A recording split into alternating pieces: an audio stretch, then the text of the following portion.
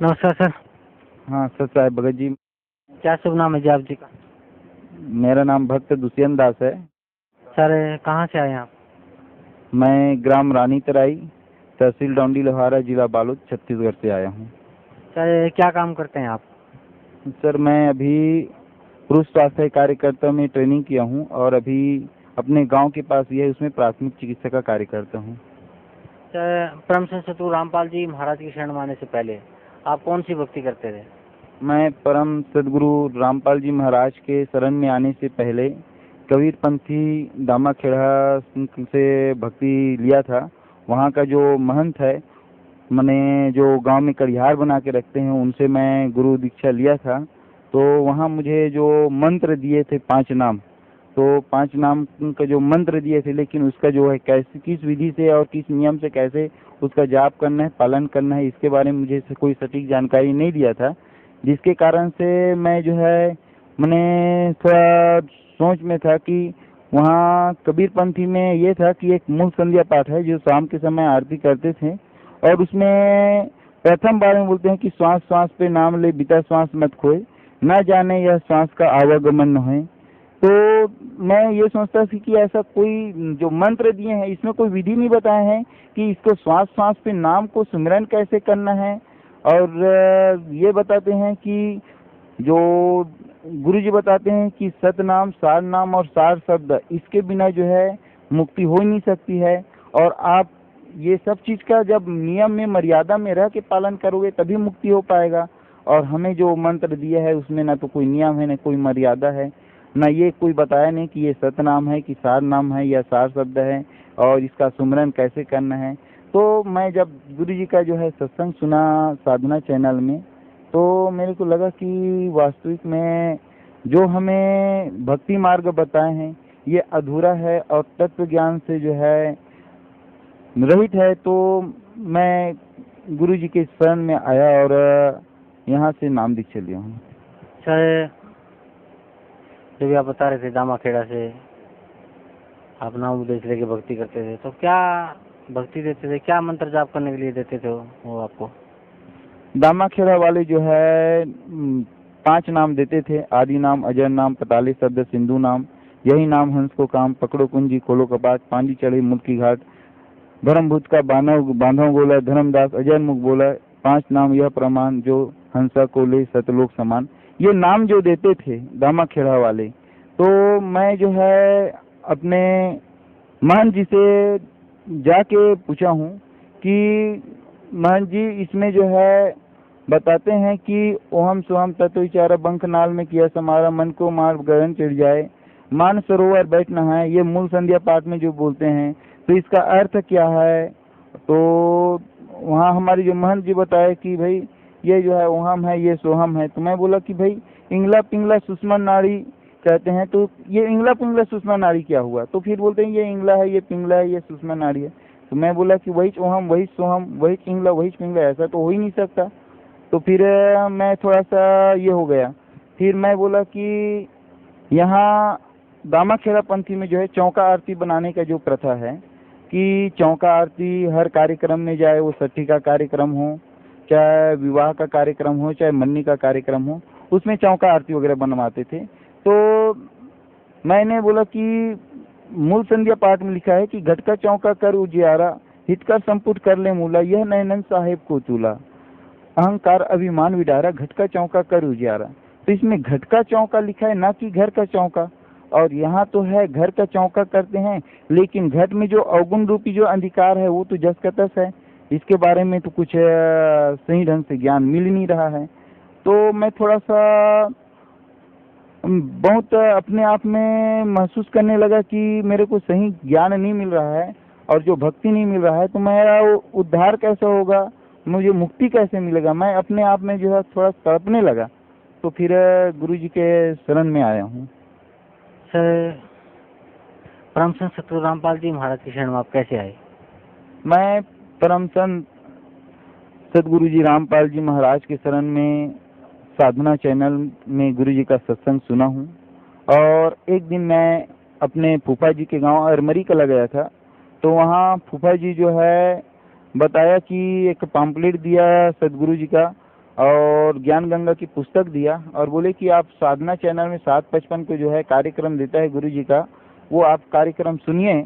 तो मैं सुना और अपने माँ और बाबूजी को भी बताया कि कबीर परमेश्वर का जो सत्संग का कार्यक्रम साधना चैनल में देता है, तो उन लोग भी सुने। तो फिर मेरे माँ बाबूजी बोलते हैं कि 2-4 महीना सुनने के बाद कि हम लोगों को बड़वाला जाना है, सत्संग में गुरु जी से दीक्षा लेना है। तो मैं सोचा कि अब मेरा माँ बाबूजी पढ़ा लिखा भी नहीं है, उतना दूर दिल्ली से आगे हरियाणा में बड़वाला कहाँ पे है, अकेले कैसे जाएंगे, भटक जाएंगे। तो मैं अपने माँ बाबूजी से बोला कि एक काम करता हूँ कि मैं भी आप लोगों के साथ चलता हूँ। तो फिर मैं अपने भगतमती जी के भी बोला हूँ कि हम लोग सब एक साथ बड़वाला जाएंगे और सदगुरु रामपाल जी महाराज के पास दीक्षा लेंगे।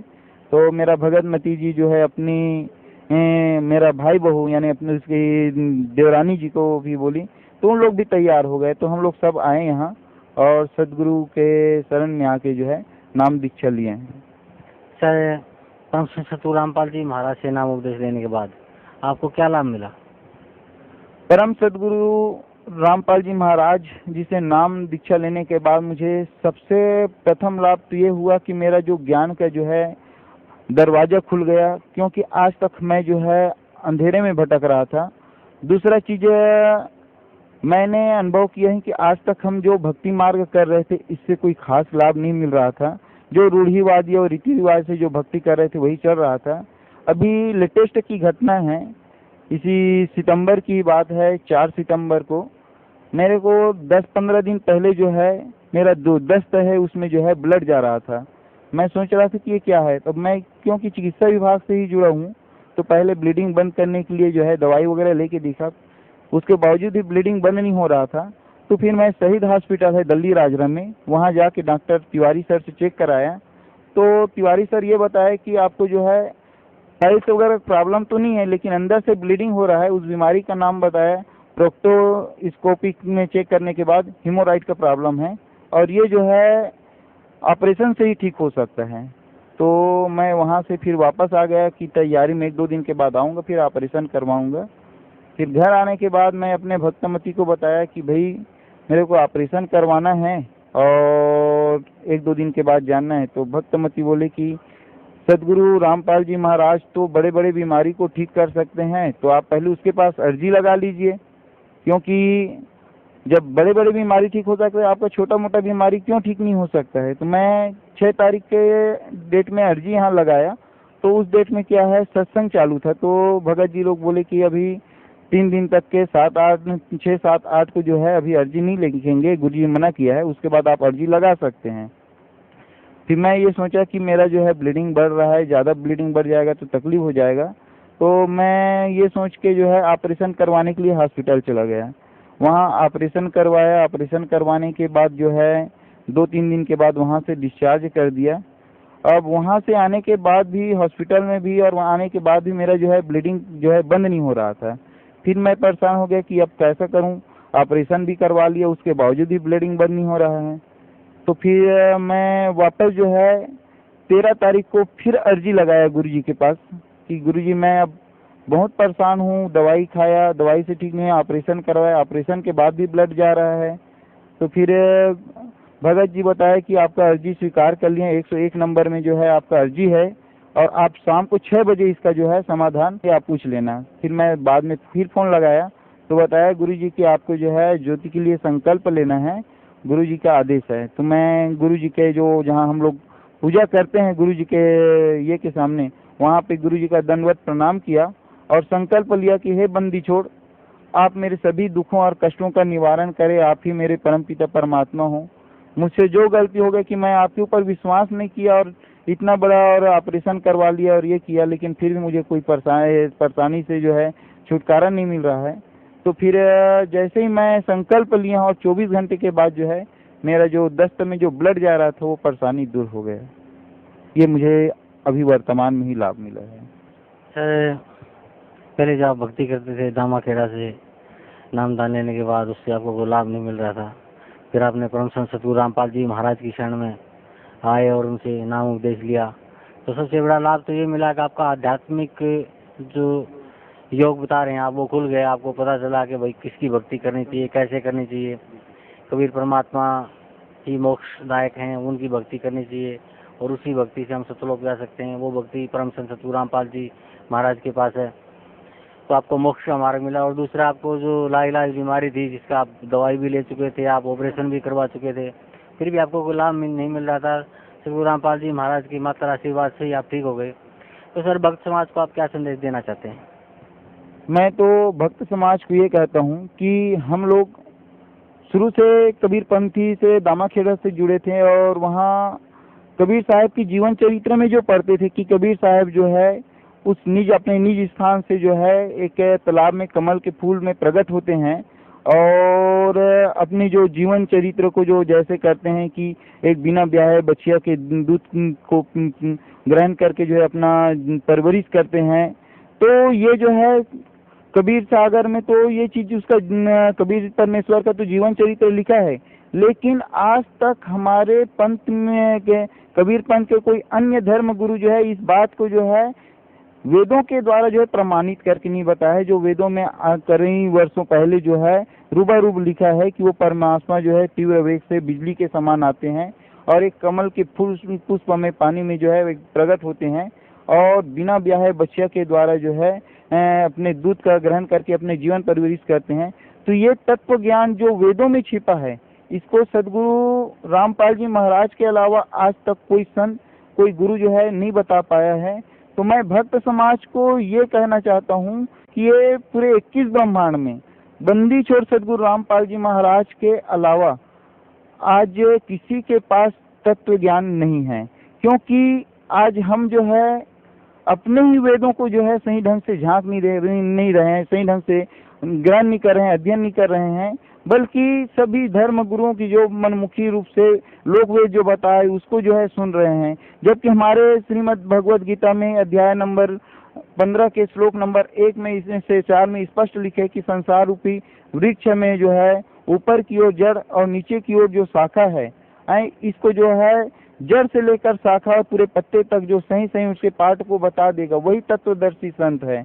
और ऐसा आज तक हमें कोई संत जो है ऐसा मार्ग ऐसा ज्ञान कोई नहीं बताया। तो मैं सभी भक्त समाज से सादर हाथ जोड़ के विनम्र करके निवेदन करता हूँ कि वो जो है बड़वाला आश्रम आए और बंदी छोड़ सदगुरु रामपाल जी महाराज जी से दीक्षा लेकर अपना जो है मोक्ष करे और अपना ये जन्म मरण के जो असाध्य रोग है इससे जो है छुटकारा पाए।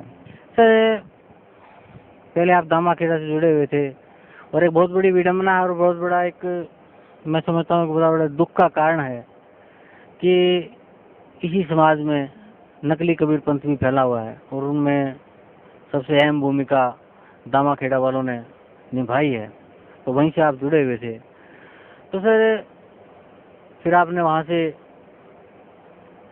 हट के परम संत सतगुरु रामपाल जी महाराज से नाम उपदेश लिया और आपको जो लाभ मिला वो आप हमारे दर्शकों को बता ही चुके हैं।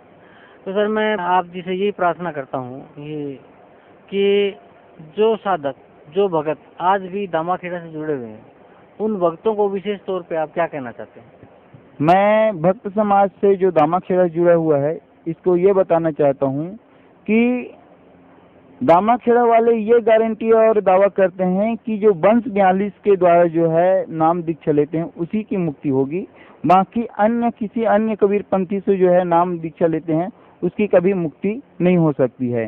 लेकिन अनुराग सागर में जो है पृष्ठ नंबर 138 से लेकर 140 में स्पष्ट रूप से कहा है कबीर परमेश्वर ने कि धर्मदास 6वीं पीढ़ी में तुम्हारा जो वंश है उसमें जो है काल का दूत आएगा और वो जो है तकसारी पंथ से जो है नाम दीक्षा लेके जो है अपनी चौका पद्धति जो है चालू करेंगे और जो चौका पद्धति जो चालू करेंगे और जो लोग उससे चौका बनवाएंगे वो 184 में जाएंगे। क्योंकि दामाखेड़ा वाले ये कहते हैं कि जो नाम मंत्र धर्मदास साहब को कबीर परमेश्वर में दिया है वही मंत्र जो है आज हम अपने भक्त को देते हैं। लेकिन कबीर परमेश्वर जो है धर्मदास साहब को बार बार बोले हैं कि धर्मदास मोहे लाख दुहाई सार शब्द बाहर न जाए, सार शब्द बाहर पढ़ी तो बिचली पीढ़ी हंस नहीं तरही। तो इसमें धर्मदास साहब को इसलिए बताए हैं कि सार शब्द को अगर बाहर आज अगर भेद को खोल देंगे तो काल के दूत जो है बैठे हैं वो जो है इस पंथ को जो है पूरा भक्त समाज को, पूरा जीव को जो है भरमा के रख देंगे और उसको काल के मुंह में जो है ले जाएंगे।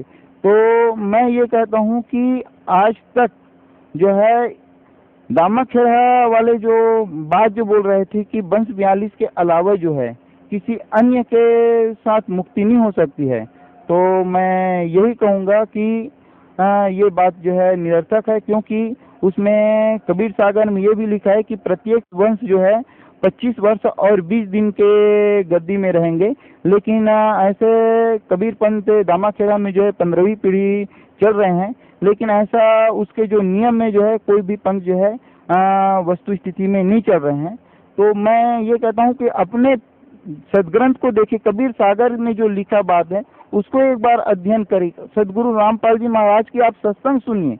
आप ठीक है दामाखेड़ा से आप दीक्षित है, उनके अनुयायी हैं, लेकिन सत्य ज्ञान और तत्व ज्ञान को सुनने में समझने में कोई हर्ज नहीं है। आप उस तत्व ज्ञान को हृदय से सुनिए, समझिए, और उसके बाद आप जो है आप मनन कीजिए, विचार कीजिए। क्योंकि कबीर साहब जो है धर्मदास जी साहब को मना किए थे कि सार शब्द बाहर नहीं जाना चाहिए।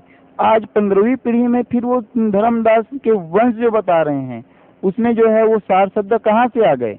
तो ये जो है सार शब्द आया नहीं है, बल्कि ये मनमुखी रूप से जो है भक्त समाज को भ्रमित कर रहे हैं कि, और वहाँ जो दामाखेड़ा पंथ में जो महंत परंपरा जो चल रहे हैं, कड़ियार परंपरा, तो वहाँ जो है बाकी अन्य परंपरा में सिर्फ चौका आरती करके अपना जो जीविकोपार्जन की जो पद्धति कर रहे हैं वही कर रहे हैं, बाकी वास्तविक ज्ञान और वास्तविक नाम नहीं है। मैं भक्त समाज को सादर अनुरोध करता हूँ कि जो भक्ति कबीर परमेश्वर ने धर्मदास जी महाराज साहब को दिया था, वही नाम वही मंत्र आज बंदी छोड़ सदगुरु रामपाल जी महाराज सतलोक आश्रम बड़वाला में आज भक्त समाज को दे रहे हैं। और ये ऐसा मंत्र है जिससे जो है हमें मुक्ति मिल सकता है।